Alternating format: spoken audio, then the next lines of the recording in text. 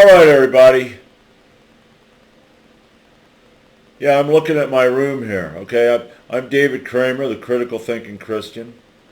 And how do you like that, huh? How do you like that, people? Look at that. That looks better than that shit that I had on the damn wall. That white friggin' crap. But anyway, today I want to talk about Christian parents and their bringing up children. This is impromptu. This is what it's 2:20 in the morning. Okay, here on a Wednesday morning, and I think it's October 19th. But anyway, I want to talk about indoctrination, conditioning, brainwashing of children in any religion. That's Christianity, Islam, Judaism, Mormonism, Jehovah's Witnesses, whatever. A child is born in a family. The family is one of them religions. And what do they do? What do the parents do? They immediately start indoctrinating the child. They start brainwashing the child. Now, the parents are brainwashed because they believe that you need to bring up a child in this way. You need to teach the child this way. Take the child to church, condition the child. As the child hears all these Bible stories, okay, tell him or her these Bible stories that, like Samson and all that, because that stimulates the mind and makes them want to hear more stories. And while you're indoctrinating them and brainwashing them with the other bullshit, I mean, I don't mind talking to children and reading stories about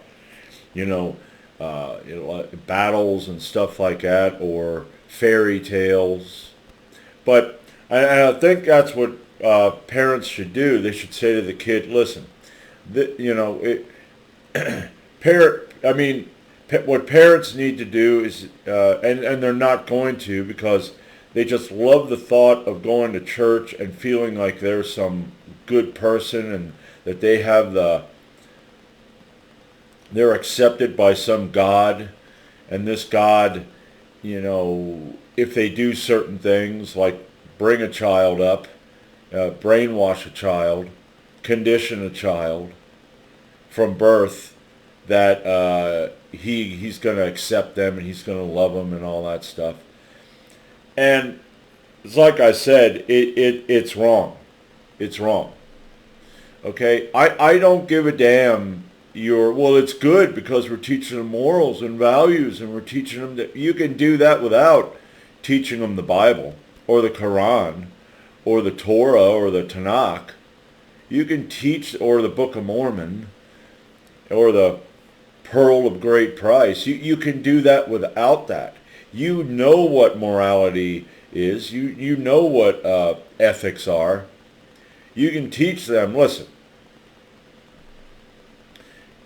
don't go around bullying people for no reason, okay? If people start bullying you and they need a smack or they need to be told back the fuck off, okay, do it. Okay? Don't steal. Go out and work, earn money, and buy. See, I don't need to tell them because Jesus said so, because God said so, because it's in this book and there's these laws. You don't need to do that. You can condition a child normally, naturally. And speaking of naturally, in the Bible, especially in the New Testament, it talks about the natural man, I think, if I'm correct. I'm not going to get the Bible, but it talks about what would be the normal way. And in the New Testament, you're supposed to go away from being normal and natural. The natural man does this, and the natural man does that.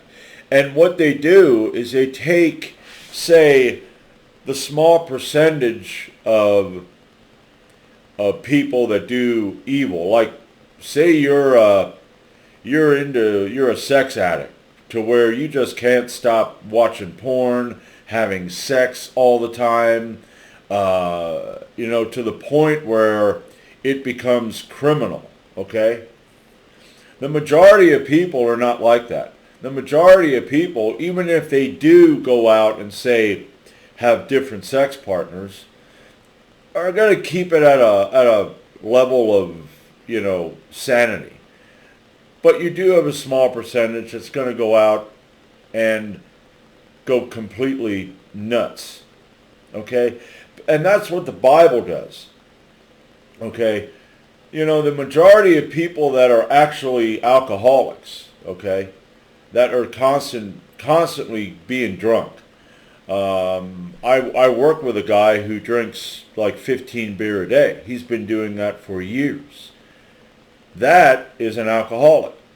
I'll come home and I'll drink 1 or 2 beer on a work night, and on the weekends, that's when I'll indulge maybe in 12 or more beer. But I don't do that every day. So I have a handle on it to a point. Okay, but Christianity, Islam, etc., in order to, in a sense, I'm going to just say virtue signal, because you hear a lot of people, my mom will talk about that person is a drinker and that person does this and that person does that, while she is talking and, as the Bible says, backbiting and gossiping and busybodying and shit like that. Okay? Which, with women is a large portion of women. So I think that's even worse than that small percentage of alcoholics or sex addicts or drug addicts, or, I don't know, if you got to drink, if you're a glutton. My brother-in-law is a glutton. His fat ass can't stop eating, okay? And he has all kinds of excuses, okay? There's a percentage of people like that. There's a lot of fat people here in America, so that is a problem where they need to get a handle on that and get in good shape. But the Bible will focus on the negatives and make them, if they're small, make them really big and say, oh my God, I remember, when I was younger, sex, with Christianity, it's bad. They almost have it as it's bad, unless you do it in this context where it's good and you have the Lord. The Lord, okay. Did the Lord ever have sex? According to the Bible, he didn't. He hung around with a bunch of guys, which is really, weird. Because even if I did have male friends, I wouldn't be hanging around with them all the time. It would be certain times because, they're male. You don't want to look at that all the time. You got to look at yourself like right now. But no, I really am against the whole indoctrination, brainwashing, conditioning of children. I believe that if you go to church, okay, you got to take the kids along, but you tell them, listen, this is what we believe, okay, and there are many beliefs out there. We believe that this here's the right one, okay, but what we're going to do is we're going to allow you to figure out what you consider to be the right one. Now, any Christians watching this will go, oh, well then they'll go to hell and blah, blah, blah. Really? See, hey kid, you're going to go to hell if you don't believe what we believe. Scare them. Go ahead. Scare them into that. Think about that, Christian. Scare the kid. You don't want to go to hell, Billy. If you don't believe what Jesus did, you're going to go to hell. I don't want to go to hell and burn. What the fuck? So I believe you need to let them make their own choice. And that there is, okay, we're in America. Okay, and our freedoms have been taken away and are continuing to be taken away by, I don't care what you believe, Democrat, Republican, whatever. They're all fucking scum. They're not out for you, they're out for themselves. They put on dog and pony shows, and that there is for another time, though. I despise all politicians, okay? I can govern my own property.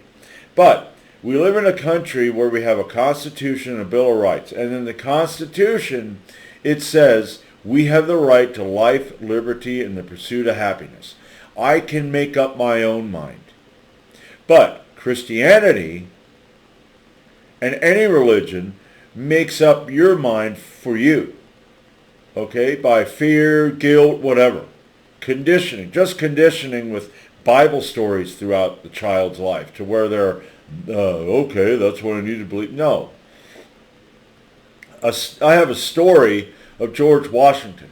Okay, George Washington, the commander-in-chief of the colonial army of the Minutemen and the American Army at the time, which wasn't America at the time, during the Revolution, would go to church. Now, he was a deist. He didn't believe in the Christian religion. He wasn't a born-again Christian. Unlike what some people, I think David, what the heck's that moron's name who goes around lying about that? A Christian going around lying about it. Now, oh yeah, the founding fathers were born-again Christians. No, they were not. You know, Thomas Paine, they claimed Thomas Paine was an atheist. He was a deist. Okay? I'm a deist. I do believe that there's a God. And no, I can't prove it. So, but anyway, George Washington went to church. And whenever communion time came around, George Washington would not partake in communion, which was good because I have another video. Communion is cannibalism. It's blood drinking and eating flesh symbolically. What are you, fucking nuts? But anyway, he would not do this. One day, the preacher of that church confronted George Washington about the fact that he did not take communion. Okay?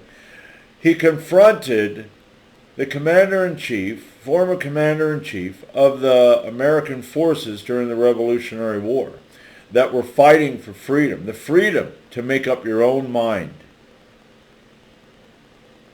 and said, why don't you do that? George pretty much was like, all right, that's it. I'm never coming back to church. And he didn't. He didn't go to church.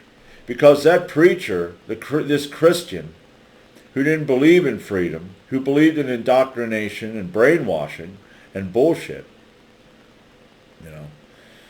I mean, did any Christians, as far as I'm concerned, yeah, there were probably Christians within the people that stood up against the whole thing, the British Empire, but Thomas Paine, being a deist who didn't believe in Christianity and all that, he's the one who wrote Common Sense, which really lit a fire under the people's ass and got them up.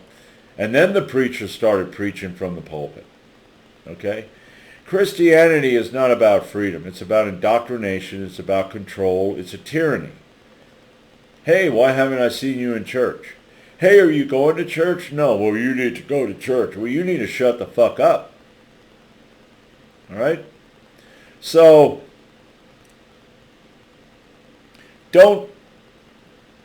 do not indoctrinate your kids. Let them choose. Let them be free to decide what they want to believe in. I don't care if people believe in, you know, whatever, Allah or Jesus or whatever, but I believe that you need to make a choice. I mean, Islam is even worse. Islam is even worse indoctrination. I mean, control and manipulation. But Christianity is as far as I'm concerned, it's pretty much right there. It's in more of a nice way, but it's still, you know, I mean, they go out and proselytize. They try to get people to, you know, hey, you believe in Jesus? Well, here, you need to believe in Jesus. No, I don't. Okay? So don't do that to your kids. Because I look at it this way. It's wrong. It's wrong to do that. It's child abuse. All right?